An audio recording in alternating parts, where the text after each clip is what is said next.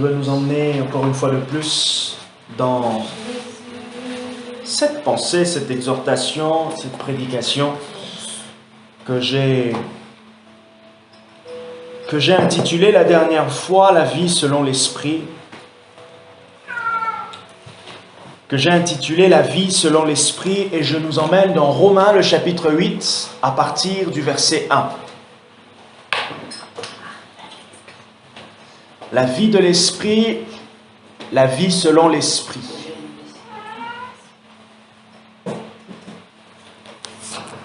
Je disais que j'ai en parlé depuis le mercredi dernier sur la vie selon l'Esprit. Et je nous emmène dans Romains chapitre 8. On va lire Romains du premier verset, Romains 8, du premier verset au verset 17.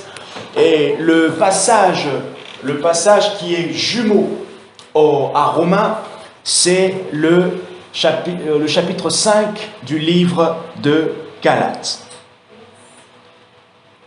Il n'y a donc, je suis dans Romains, le chapitre 8, à partir du verset 1. Il n'y a donc maintenant aucune condamnation pour ceux qui sont en Christ Jésus, qui marchent non selon la chair, mais selon l'Esprit. À chaque fois qu'il y aura condamnation, c'est lorsque on marche selon la chair. Dans la chair, on sera toujours condamné. C'est tout à fait normal, ok? Et il faut être sûr qu'il y aura deux axes de condamnation, ou je veux dire deux axes de condamnation, ça sera nous-mêmes, ça sera aussi le diable. Ok, parce que dans la chair, on va toujours rencontrer notre imperfection. On aura toujours face à nous notre limite humaine, notre faiblesse humaine, qui est naturellement ne va jamais nous satisfaire. Ok, et donc nous allons nous condamner nous-mêmes naturellement sans que ça soit Dieu. Et l'autre personne ou l'autre élément, l'autre axe, plutôt l'autre élément de condamnation, l'autre source de condamnation, ça sera le diable. Ok, alors maintenant, ça sera le diable. Ok. Alors maintenant, il n'y a donc maintenant aucune condamnation pour ceux qui sont en Christ Jésus, qui marchent non selon la chair, mais selon l'Esprit. Ok? Parce que dans le régime de l'Esprit, dans la marche selon l'Esprit, il y a la marche de la liberté. Ok? Là où il y a la condamnation, ça veut dire il n'y a pas de liberté. Et là où il y a la liberté, il n'y a pas de condamnation. Et là, si je vous emmène rapidement dans Galates le chapitre 5, avant que l'on puisse continuer, vous allez remarquer au fait la différence, comme j'ai dit tout à l'heure, que Romains chapitre 8, c'est le texte, le passage jumeau, ok, de Galates chapitre 5. Paul traite dans les deux chapitres de la marche selon l'Esprit. D'ailleurs, c'est reconnu par les théologiens aujourd'hui que Romains et Galates sont deux textes qui sont pratiquement similaires. Lorsque vous étudiez Romains, c'est important de comprendre aussi Galates. Ça va de pair, c'est ça, c'est ce qu'on dit. Voilà, ça va de pair. Ok? Et regardez ce que Galates dit dans le verset 1 du chapitre 5. C'est pour la liberté que Christ nous a libérés. C'est pour la liberté que Christ nous a libérés. Demeurez donc fermes et ne vous remettez pas de nouveau sous le joug de l'esclavage. Or, Romains chapitre 8 nous dit quoi? Il n'y a plus de condamnation pour ceux qui sont en Christ Jésus et qui marchent non selon la chair, mais selon l'Esprit. Or, et Galates nous dit, c'est pour la liberté que Christ nous a libérés. Et donc, si Christ nous a libérés pour la liberté, donc, nous ne pouvons pas nous retrouver sous le joug de l'esclavage. Comment est-ce qu'on se retrouve sous le joug de l'esclavage? Lorsqu'il y a la pratique du péché, lorsque l'on ne comprend pas, lorsque l'on marche selon la chair. Marcher selon la chair, ce n'est pas simplement aller dans le sens du péché, mais c'est aller dans tout ce qui nous fait rentrer dans la loi, dans le légalisme. Ok? Le faire pour être. Non, on est, voilà pourquoi on fait. D'accord? Le faire pour être. Ça, c'est le légalisme. Parce que je fais ceci, je suis. Non, c'est parce que je suis que je fais. Parce que nous sommes.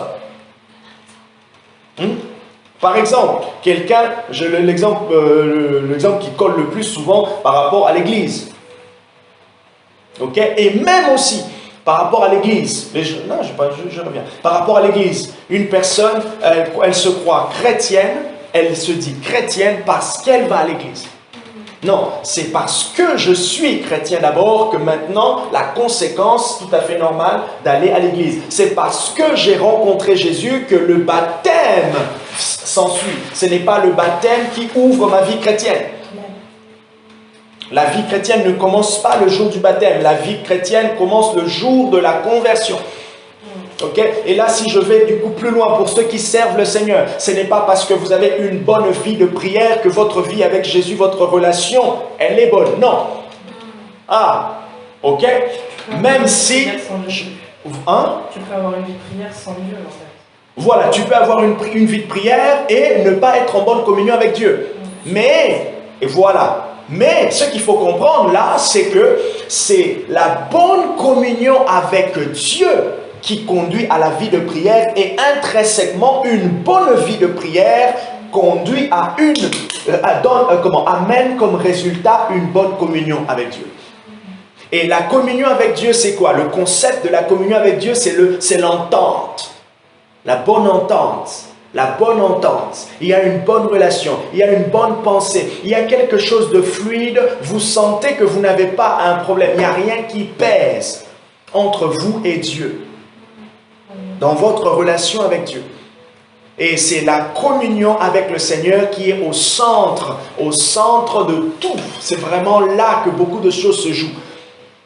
Parler en langue, ça ne veut pas dire que cette personne a une bonne communion.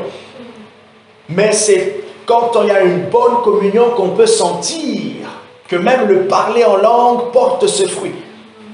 Parce que je peux être en mauvaise communion avec le Seigneur, je parle en langue, les gens voient mon parler en langue et ils traduisent. En fait, le danger maintenant, c'est que nous ne pouvons que voir ce qui est extérieur.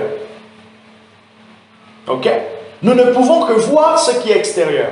Mais maintenant, c'est important que chacun sache, et même pour nous, comme Dieu a dit au prophète Samuel, lorsqu'il est arrivé dans la maison du père de David pour pouvoir oindre, Dieu l'a envoyé, il a dit, va dans la maison d'Isaïe. Je suis dans 1 Samuel chapitre 16. Et là, je te montrerai qui j'ai choisi. Lorsque Samuel est arrivé dans la maison, il a vu défiler les fils, les grands frères de David.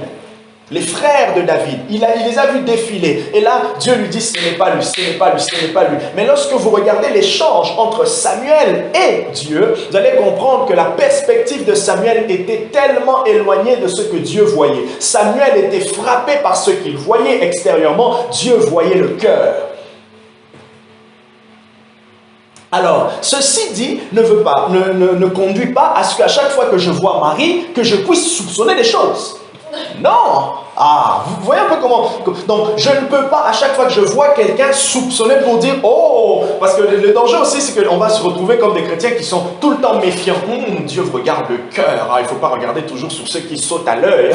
Du coup, tout le monde devient méfiant de tout le monde. Non! La Bible nous encourage aussi à avoir confiance. En même temps, on sait que ce qui est extérieur est généralement le fruit de ce qui se passe à l'intérieur. Voilà pourquoi Jésus a dit, ce passage vient de m'échapper. Oh, ça vient de m'échapper. Peut-être, moi je vais aller dans un autre sens. C'est de l'abondance du cœur que la bouche parle. C'est de l'abondance du cœur que la bouche parle. Ça ne rejoint pas directement mon idée, mais il faut savoir que c'est parce que je suis d'abord qu'il y a des résultats. Ok? Et dans ma marche chrétienne, ce qui va se passer, ce que les gens vont voir sera normalement le résultat de ce qui se passe dans le secret. C'est pour cela c'est important que chacun de nous travaille toujours le secret. Son secret, sa vie personnelle avec Dieu. Quand vous servez le Seigneur, votre relation avec Dieu ne se traduit pas par la qualité de votre service. Ce n'est pas parce que vous servez, voilà pourquoi votre relation elle est bonne. Ok? Ce n'est pas mon service qui entraîne la dépendance ou qui marque la qualité de mon service, plutôt de ma relation avec Dieu, mais c'est ma relation avec Dieu qui marque la qualité, qui donnera la qualité de mon service. Parce que je suis bien avec le Seigneur, voilà pourquoi je n'aurai pas du mal à l'exprimer, à le traduire à l'extérieur. Les gens ne pourront voir que ce qui se passe intérieurement. Et je vous assure, si vous êtes vraiment sincère devant Dieu, jamais vous ne pourrez arriver à être hypocrite devant les hommes. Parce que l'hypocrisie que l'on peut afficher devant les hommes, ça veut dire, ça a commencé déjà dans le lieu secret. Ok? Et donc, Paul nous dit qu'il n'y a plus de condamnation. Alors pour marcher selon l'esprit, ou pour vivre selon l'esprit, comme j'ai dit, Paul nous donne des conseils. Alors j'aimerais du coup, la dernière fois, avant que je termine le texte, aujourd'hui, j'aimerais nous donner des éléments importants qu'il faut considérer. C'est comme des cadres à poser personnellement pour que la vie de l'esprit puisse grandir. Des cadres à poser pour sa vie personnelle. Et ces cadres-là, je dois veiller, comme l'entretien de mon jardin. Je dois y veiller régulièrement pour... Oui, voilà, comme l'entretien du balcon. Je dois y veiller régulièrement pour que la vie de l'esprit, rappelez-vous, la vie de l'esprit, c'est la vie de l'homme régénéré. La vie de l'esprit, ce n'est pas Rokobo Shakapa. Non, la vie de l'esprit, c'est d'abord l'homme régénéré. C'est l'homme nouveau, la personne qui est en Christ. C'est tout chrétien converti. En gros, le chrétien normal. Le chrétien converti. Le chrétien normal, ce n'est pas le chrétien qui va à l'église. Le chrétien normal, c'est celui qui est converti. Et du coup, c'est totalement aussi incompréhensible quelqu'un qui se dit converti, qui ne va pas à l'église.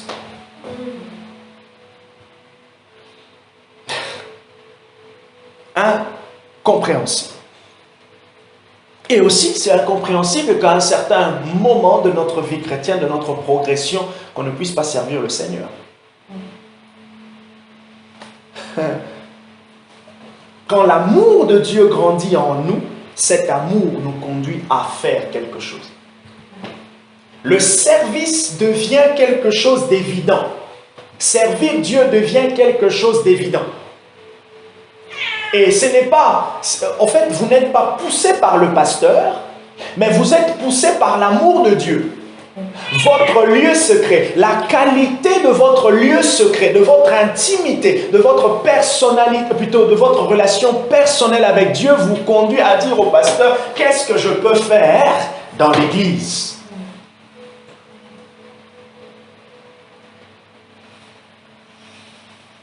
Quand vous regardez des amoureux, c'est naturel, à cause de l'amour, qu'il y ait le don de soi.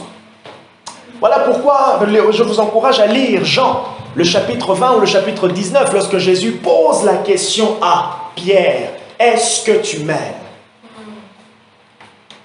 Et Jésus a montré à Pierre comment il définissait, il voulait que Pierre définisse, traduise en action son amour envers lui. Il a dit, paie mes brebis, occupe-toi.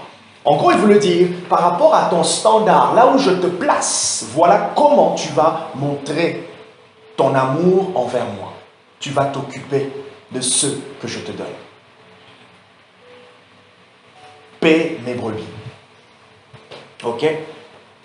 Je continue avec le texte de Paul. En effet, la loi de l'esprit, Romains chapitre 8, verset 2, la loi de l'esprit de vie en Christ Jésus m'a libéré de la loi du péché et de la mort. Car, chose impossible à la loi, parce que la chair la rendait sans force, Dieu, en envoyant à cause du péché son propre Fils dans une chair semblable à celle du péché, a condamné le péché dans la chair. Et cela pour que la justice prescrite par la loi soit accomplie en nous qui marchons non selon la chair, mais selon l'esprit. La justice de Dieu est accomplie en nous lorsqu'on marche selon l'esprit. Est-ce que cette phrase, vous la comprenez? La justice de Dieu, ça veut dire quoi la justice de Dieu? Ça veut dire l'équité de Dieu. La justice de Dieu. Est-ce que ça vous parle? Vous comprenez un peu la justice de Dieu? La justice de Dieu est accomplie en nous lorsqu'on marche par l'Esprit. En fait, en marchant par l'Esprit, nous sommes en train de dire dans la justice de Dieu que ce n'est pas moi, mais je dépends de celui qui. Regardez le concept de la justice de Dieu. Rappelez-vous, lorsque Paul, je crois, Paul, chapitre 4, ou Paul dans Romains 4, ou Paul dans Galates, chapitre 4, il développe la justification par la foi, mais en prenant l'exemple d'Abraham. Il dit, Abraham a été justifié à cause de son obéissance, parce qu'il avait cru en celui qui lui avait envoyé. Je paraphrase. Ok? Galates chapitre 4. Et du coup, la Bible dit, Paul dit que l'acte d'Abraham lui a été compté comme justice. Et dans la justice de Dieu, nous ne nous plaçons pas comme nous-mêmes, comme auteurs de notre justice, mais nous nous plaçons sous une autre personne qui a obtenu la justice pour nous. Ah, ça change. Le régime change. L'implication change et la compréhension aussi change. En effet, Romains chapitre 8, verset 5. Ceux qui vivent selon la chair ont les tendances de la chair, tandis que ceux qui vivent selon l'esprit ont celles de l'esprit. Et là, les tendances de la chair, il y en a plusieurs. Vous pouvez reconnaître les tendances de la chair. Galates chapitre 5, à partir du verset 16. Je dis donc, marchez par l'esprit et vous n'accomplirez pas les désirs de la chair. Ou en d'autres termes, les tendances de la chair. Quelles sont les tendances de la chair? Le verset 19 de Galates chapitre 5. Oh, les œuvres de la chair. Regardez un peu comment Paul il est en train d'utiliser comme des mots interchangés. Il passe par les tendances, il passe par les désirs et il passe par les œuvres. Les activités de la chair. Les activités de la chair sont évidentes. Quelqu'un va me dire, oh mais moi je ne sais pas si je marche par la chair et tout. Il dit, les activités de la chair sont évidentes. Les activités de la chair sont évidentes. Les activités de la chair sont évidentes. Et c'est quoi les activités de la chair? C'est-à-dire l'inconduite, l'impureté, la débauche, l'idolâtrie, la magie, l'hostilité, discorde. En d'autres termes, les disputes, la jalousie, la fureur, la rivalité, les divisions, les partis pris. Les partis pris. L'envie, l'ivrognerie, les orgies. Ok, et là il est dans tout ce qui est sexuel, les orgies, et il dit, et les choses semblables, je vous préviens, comme je l'ai déjà fait, ceux qui se livrent à de telles pratiques n'hériteront pas du royaume de Dieu. Dans la pensée de Paul, c'est clair. Éphésiens chapitre 4, à partir du verset 17. Jusqu'au verset 27, ou plutôt même jusqu'au verset 30, 31, la fin du chapitre 4. Éphésiens chapitre 4, à partir du verset 17, jusqu'à la fin du chapitre. La pensée de Paul est claire lorsqu'il parle de la vie nouvelle en Christ. La complication souvent que l'on a, nous, enfants de Dieu, pour faire la distinction entre le péché et le fait d'être chrétien, se trouve souvent dans la compréhension de la vie nouvelle qui est dans nous. Paul, lorsqu'il s'adresse aux Éphésiens, il ne s'adresse pas à des personnes qui sont païens. Et notre première approche aussi, lorsque nous sommes en train d'encourager quelqu'un, lorsque nous voulons traiter dans ce qui concerne le péché, dans la vie de quelqu'un et même dans notre propre vie, nous devons prendre d'abord le premier paramètre qui est, est-ce que je suis réellement converti? Si ta réponse est oui, alors Paul te dit, dans ton état, ces choses-là ne font pas partie de toi.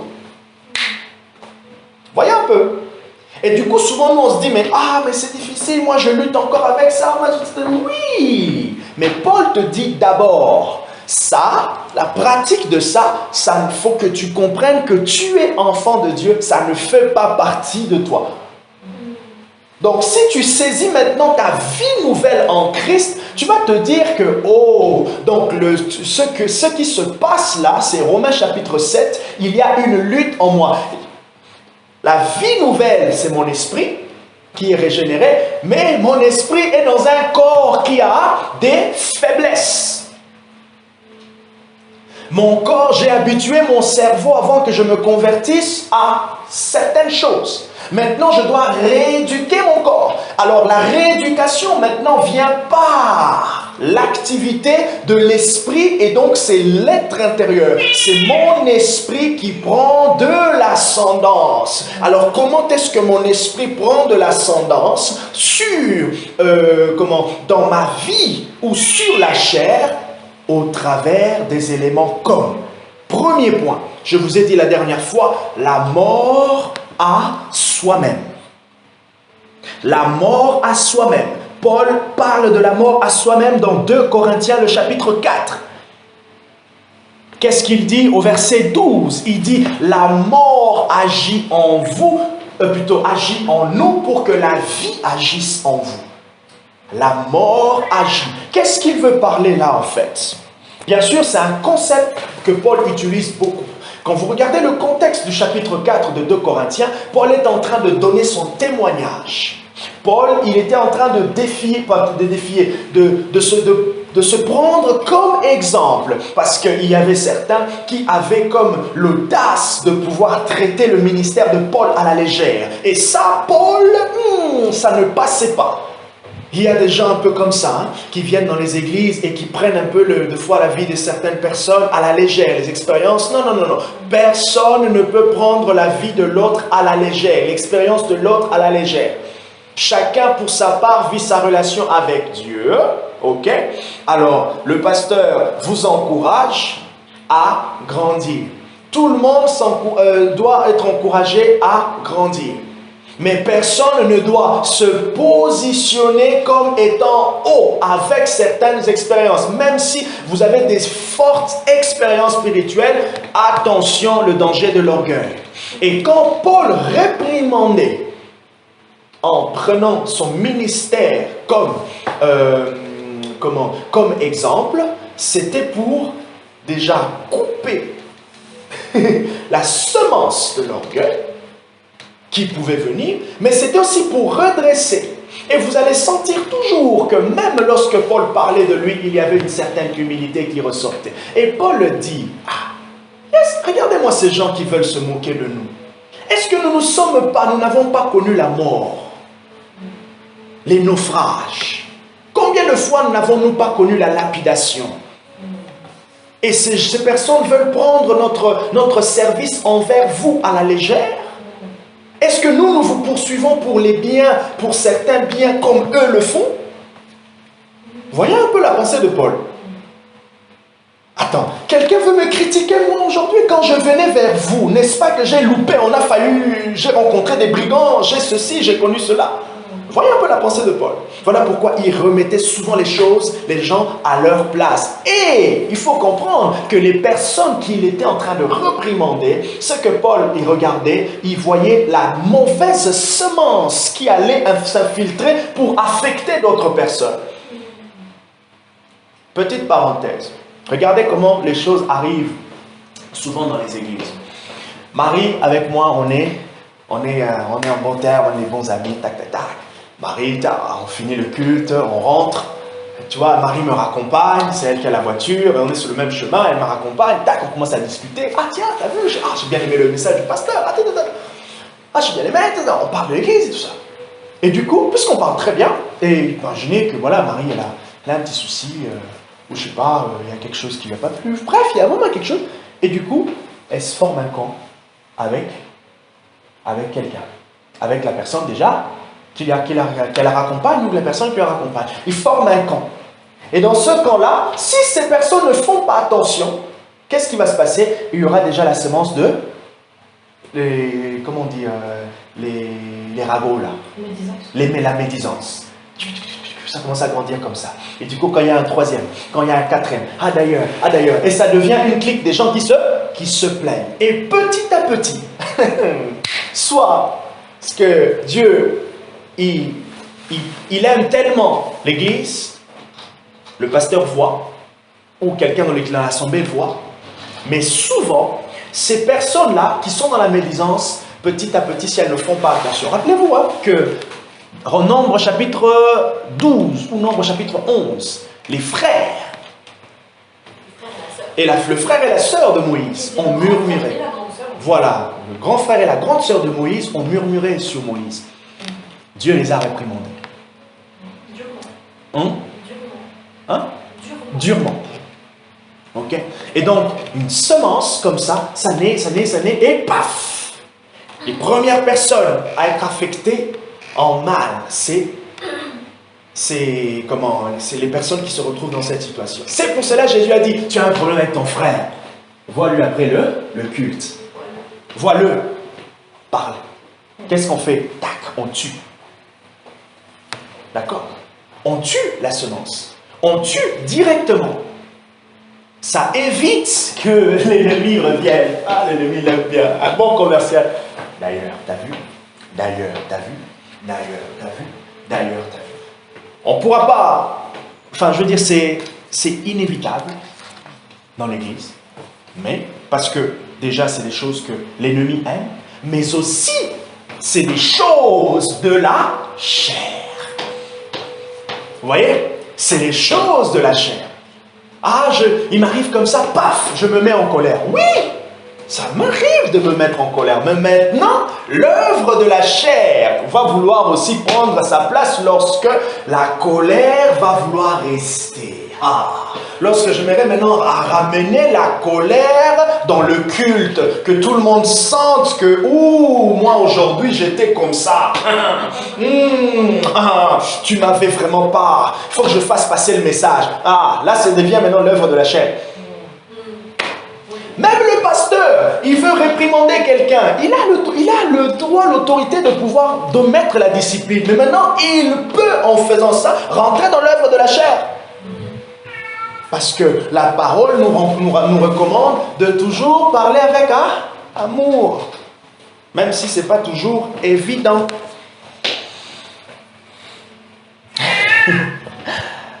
L'œuvre de la chair, les œuvres de la chair, la plupart dans la liste que Paul cite, Paul cite beaucoup des choses ayant trait à la sexualité. Pourquoi? Parce que c'est reconnu que ça fait partie des grandes faiblesses, des armes puissantes que l'ennemi utilise pour détruire, affaiblir l'Église. Le premier cas dans lequel se développe la vie de l'esprit, la vie selon l'esprit, c'est la mort à soi-même. Regardez comment Dieu a confronté Abraham, comment Dieu a amené Abraham à la mort à soi-même lorsqu'il lui a dit « Quitte ton pays », Genèse chapitre 5, et va dans une patrie que tu ne connais pas. Lorsque Dieu lui a ouvert une perspective, les voies de Dieu vont toujours nous sortir de notre zone de confort. Les voies de Dieu vont toujours nous sortir de notre zone de confort. Les voies de Dieu vont toujours nous demander un pas de foi. Jamais les voies de Dieu vont te demander d'être... non, tu dois te dire, je vais vers Dieu. Je dois avoir confiance vers Dieu. Voilà pourquoi le Seigneur nous accompagne avec le don de la prophétie. Il nous accompagne avec le prophétique. Le but, c'est que nous soyons rassurés. Et la parole prophétique peut être une impulsion. La parole prophétique peut être un rêve. La parole prophétique peut être un message. La parole prophétique peut être une conviction. Cette conviction maintenant, si l'on sait que cela vient de Dieu, je me repose sur ça et j'avance, yeux fermés. Et maintenant, quand j'avance comme ça, est-ce que je dois avoir peur et du coup, et si je loupe pas, si ça se passe pas, en fait, c'est pas grave. Quelqu'un a dit, souvent en parlant du prophétique et pour grandir dans les choses de Dieu, lorsqu'on a peur d'échouer, c'est là qu'on ne grandit plus. Ok? Lorsqu'on a peur de faire des erreurs, c'est là qu'on ne grandit plus. Mais lorsque, à la place d'avoir peur, on ouvre la voie à la confiance en Dieu, c'est là maintenant que la confiance en Dieu, notre foi va nous enseigner. Et comme a dit Paul, je fais ma parole et ma prédication ne reposait pas sur des discours persuasifs de la sagesse humaine, mais sur une démonstration d'esprit. C'est là maintenant qu'on voit la démonstration d'esprit. Pourquoi? Parce qu'on a choisi de ne pas placer notre confiance en nous, mais en Dieu. La marche avec Dieu peut paraître insécuritaire. Pourquoi? Parce que ça nous sort de notre définition de la sécurité. Mais spirituellement, elle est sécuritaire parce qu'elle nous place dans Dieu comme étant sécurité. Ok? Les défis, nous les aurons toujours. Et relever le défi, nous aurons toujours. Et pour relever le défi, nous aurons aussi la force de Dieu avec nous. Deuxième élément, pour pouvoir grandir, faire grandir la vie selon l'esprit, je voulais enseigner il y a 3 semaines peut-être, ou il y a 2 semaines, quand j'ai parlé de « Lève-toi et mange », la vie de l'esprit est soutenue par la parole de Dieu. La parole de Dieu soutient la vie selon l'esprit. En gros, ça veut dire quoi? Ça veut dire que en étant en Christ, nous sommes des hommes spirituellement renouvelés. Alors, qui dit spirituellement renouvelé, dit que nous avons besoin, pour grandir, une nourriture qui a des caractéristiques spirituelles. Voilà pourquoi la parole de Dieu est notre nourriture spirituelle. Jésus dit à ses disciples, « J'ai mangé une nourriture qui est de faire la volonté de mon Père. » Jean chapitre 4. Et Deutéronome chapitre 8, le verset 3, dit que l'homme... Tu ne vivras pas de pain seulement. Et c'est Dieu qui parle. Il dit, je t'ai emmené dans le désert pour que tu saches que l'homme ne vivra pas seulement de pain, mais de toute parole qui sort de la bouche de Dieu. Ça, c'est fou quand même. Hein? Je t'ai emmené dans le désert. Dieu s'adresse au peuple par l'intermédiaire de Moïse en leur disant, je vous ai amené dans ce lieu pour que vous ne dépendiez plus. C'est fou quand même. Hein? Dieu te sort d'une situation et te dit, je t'ai emmené là pour que tu dépendes.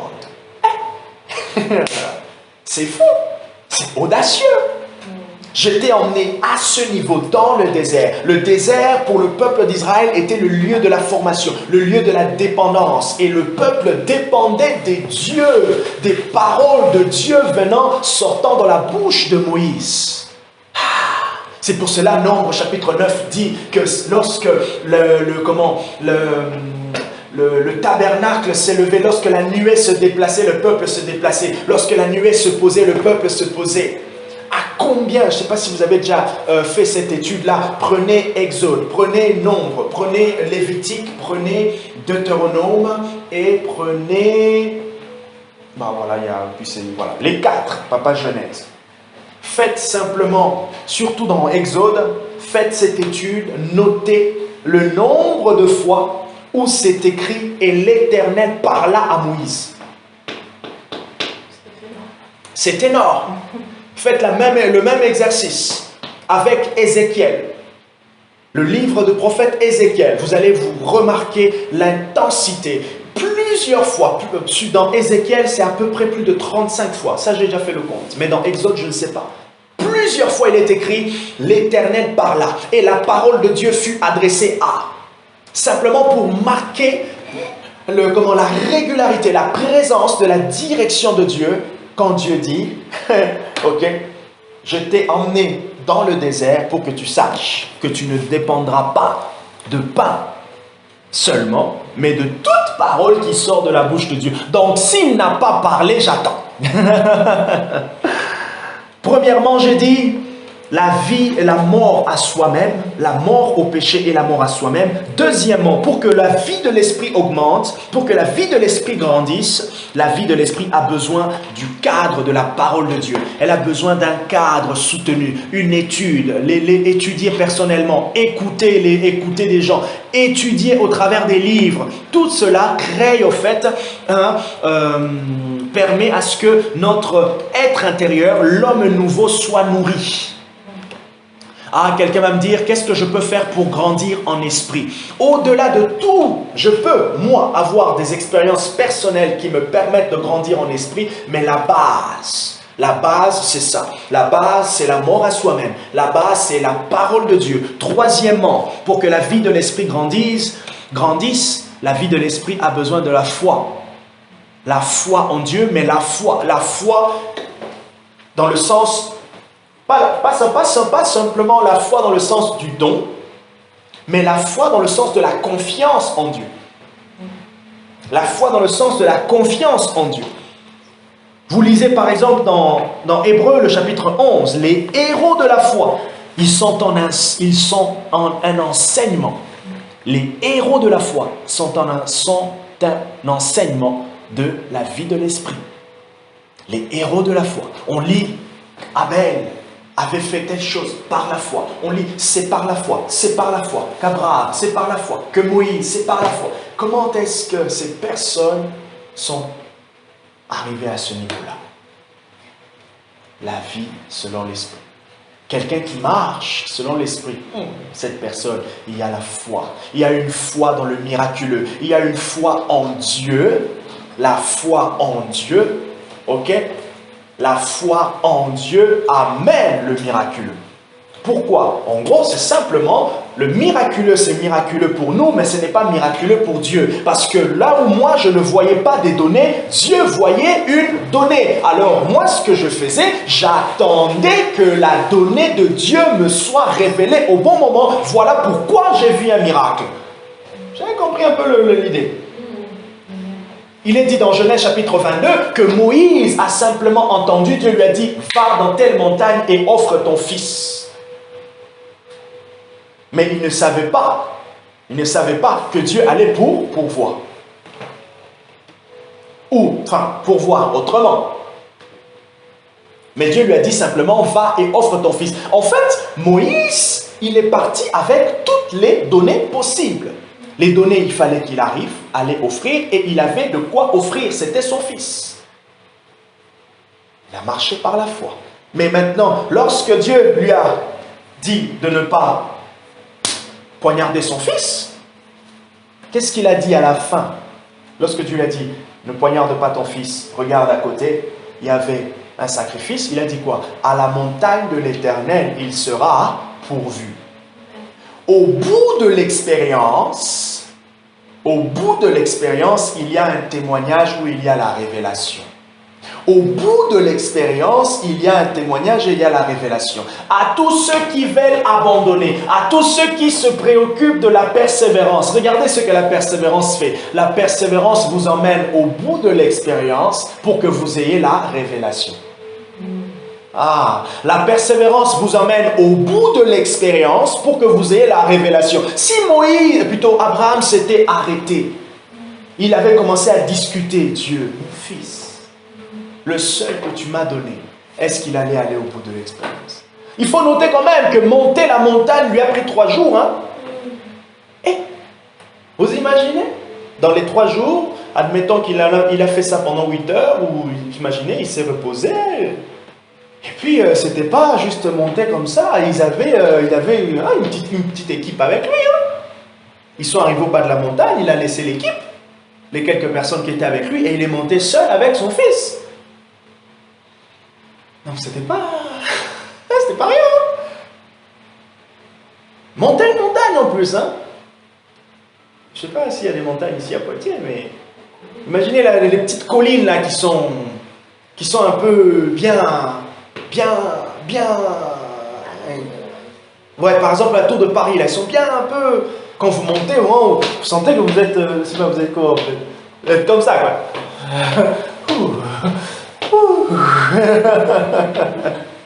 Et vous êtes crevé à la fin. Notez ceci, vraiment, c'est au bout de l'expérience qu'il y a la révélation.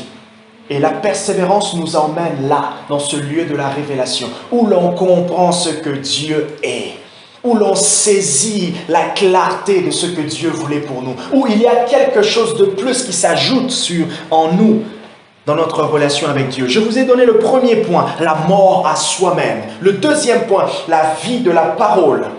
Le troisième point, c'est la foi. Ce sont les trois éléments pour l'instant qui permettent à la vie selon l'esprit de pouvoir grandir. De pouvoir grandir. Premièrement, la mort à soi-même. Deuxièmement, la parole de Dieu.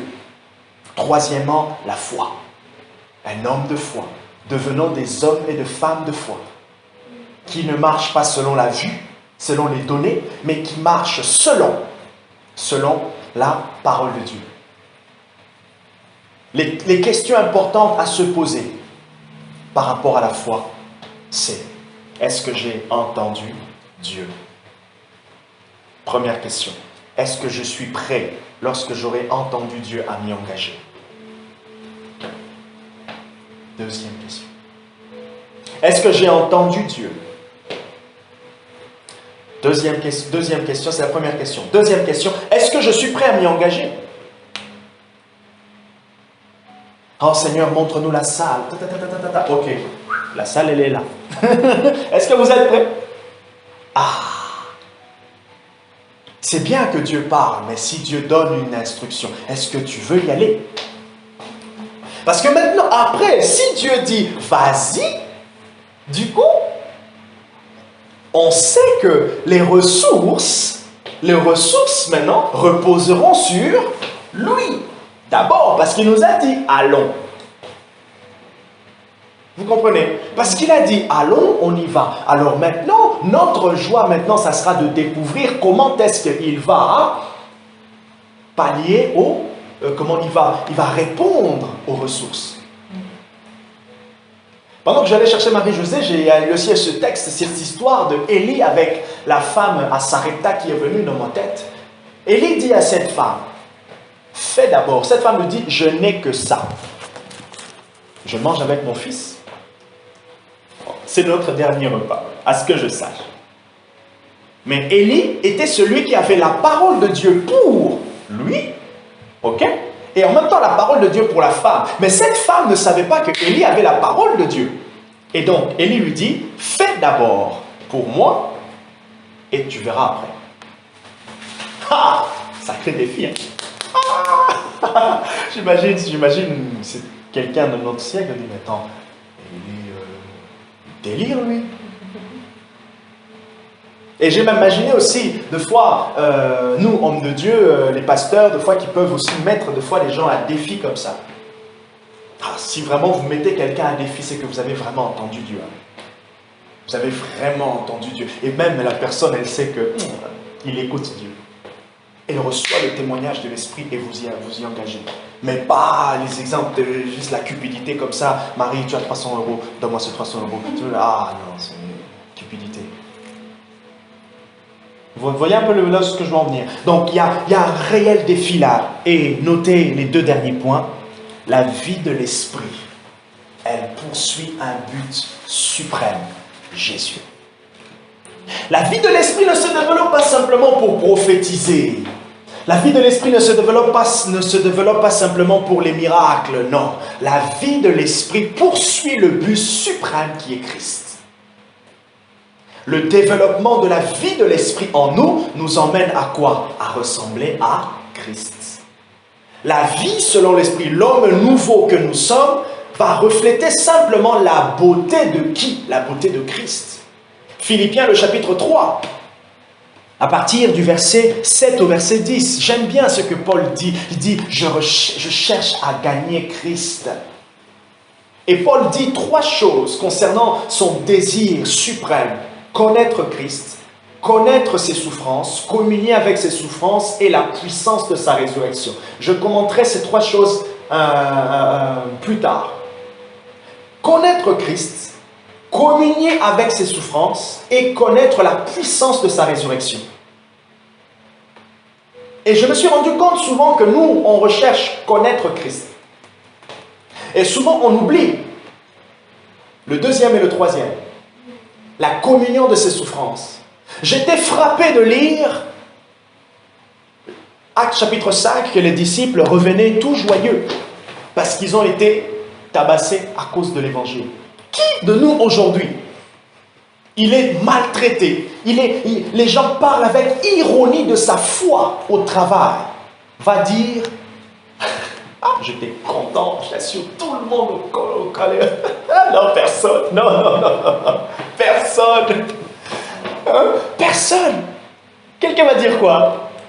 Ah, je suis dépité. Je suis dépité, on me persécute au boulot. Mais les disciples, les a... On nous a persécutés comme notre maître. Je dis, bah, oh, ils sont ballons là. Hein? Non? Ah, mais c'est un délire là. Et c'est là que j'ai compris. J'ai compris maintenant. Au fait, derrière ça, c'est que Paul et Pierre et les autres étaient en train de poursuivre. Ce n'est pas la joie, ce n'est pas la souffrance, la persécution. Ils ne recherchent pas la persécution pour le persécuter, non. Ce qu'ils étaient en train de voir derrière la persécution, c'est l'identification. Si Christ a été persécuté, oh, c'est que moi aussi, je suis Christ, je suis persécuté, alors je suis la bonne personne. Vous voyez un peu ce que les disciples, comment ils comprenaient? Je ne dis pas que nous devons aller chercher la persécution envers dans notre travail, non. Mais je dis que si ça vient, nous devons comprendre que, mon identification à Jésus est parfaite, elle est agréable. Voilà pourquoi Paul pouvait dire, communier avec ses souffrances. Et c'est biblique, souffrir pour Christ. C'est biblique. Parce qu'il faut se rendre compte aussi que nous ne sommes pas de ce monde. Hein? Nous ne sommes pas de ce monde. À l'extérieur, il y a un malin, il y a un prince, il y a un malicieux, il y a l'ennemi. Être persécuté, c'est totalement normal. Persécuté par ses enfants, persécuté par son mari, persécuté par, par ses amis. Persécuté. Vous grandissez avec le Seigneur, vous vivez des choses, on vous persécute.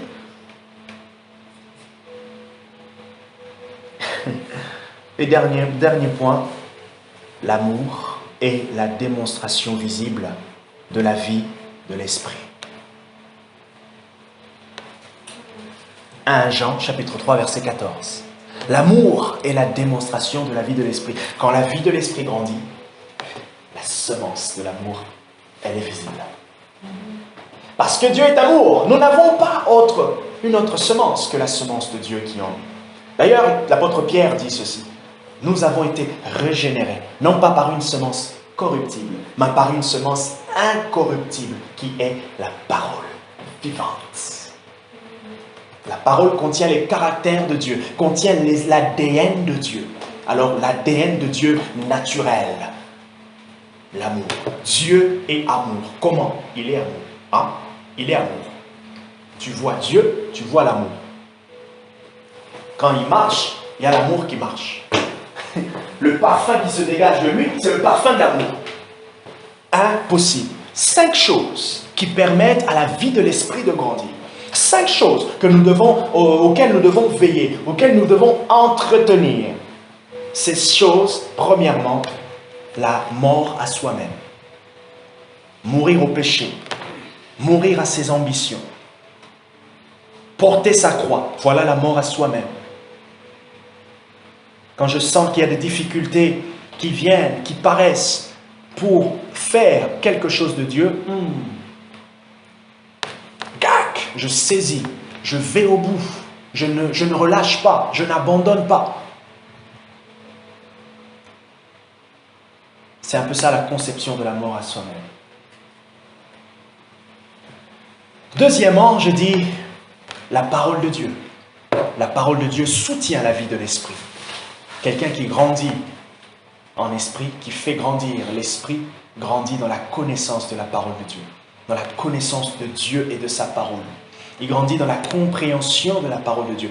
Grandir dans la connaissance de la parole, c'est grandir dans la compréhension de la parole. Comment Dieu, la pensée de Dieu, comment la pensée de Dieu, elle est expliquée dans la Bible. Rappelez-vous hier, ceux qui étaient à la réunion de prière, Paul dit quoi? Que Dieu vous donne la connaissance de sa volonté en toute sagesse. et intelligence spirituelle. Colossiens chapitre 1, verset 9. La connaissance de sa volonté en toute sagesse et intelligence spirituelle. Deuxièmement, j'ai dit la foi. La foi, le pas de foi. Dans la foi, il y a bien sûr la confiance en Dieu, mais il y a aussi ce don de foi qui vient, le pas de foi, qui vient de foi, le don de foi, à un moment donné.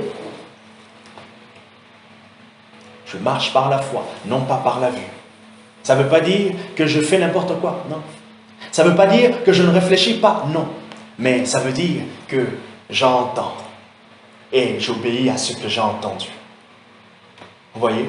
Je suis Dieu et j'ai confiance en Dieu. Je prie et lorsqu'il me répond, si dans sa réponse c'est une instruction, j'obéis à ses instructions. Je vais au bout, la vie de la foi. Troisièmement, plutôt c'était le troisième point. Quatrièmement, la vie de l'esprit a un but suprême. Christ. Même si vous allez voir que lorsque ces choses grandissent bien, le surnaturel, les miracles, le prophétique, toutes ces choses, ça vient naturellement. Vous ne le cherchez pas. De foi, on reçoit de Dieu parce qu'on demande à Dieu et on se concentre pour recevoir, mais de foi aussi, on reçoit parce que Dieu lui-même nous a donné avant même qu'on n'y pensait même pas. Mais puisqu'on est habitué, on comprend que, il vient de me parler. Je n'avais pas demandé, je n'y avais pas pensé, mais Dieu m'a parlé. Et cinquième point, l'amour. L'amour agapé. L'amour de Romains, plutôt de 1 Corinthiens 13. Le texte que tout le monde aime bien. L'amour, comme le développe l'apôtre Jean. Dans 1 Jean. D'ailleurs, l'apôtre Jean est appelé l'apôtre de l'amour. L'amour, comme le développe le prophète Osée, lorsqu'il parle de l'amour de Dieu. Pour votre information, le livre de Osée et le livre de 1 Jean sont deux livres jumeaux. Le prophète Osée est appelé le prophète de l'amour et l'apôtre Jean est appelé l'apôtre de l'amour. Donc je vous donne des sujets d'études bibliques. On va s'arrêter là. Je vais aussi aller un peu plus loin de mon temps, mais en tout cas, pour ceux qui nous écoutent, qui écoutent cet enseignement, je voulais mettre un cadre. C'est peut-être différent de ce que vous avez entendu, mais je vous ai donné 5 éléments. 5 éléments que vous pouvez utiliser, auxquels vous pouvez veiller vraiment. Et ces éléments vont faire grandir votre vie de l'esprit. Les roko, baba, sheke, les parler en langue, ça fait partie de la vie de l'esprit. Ça fait grandir aussi la vie selon l'esprit. Je ne l'ai pas cité expressément, mais vous pouvez l'utiliser aussi pour votre parler en langue. Que le Seigneur vous bénisse.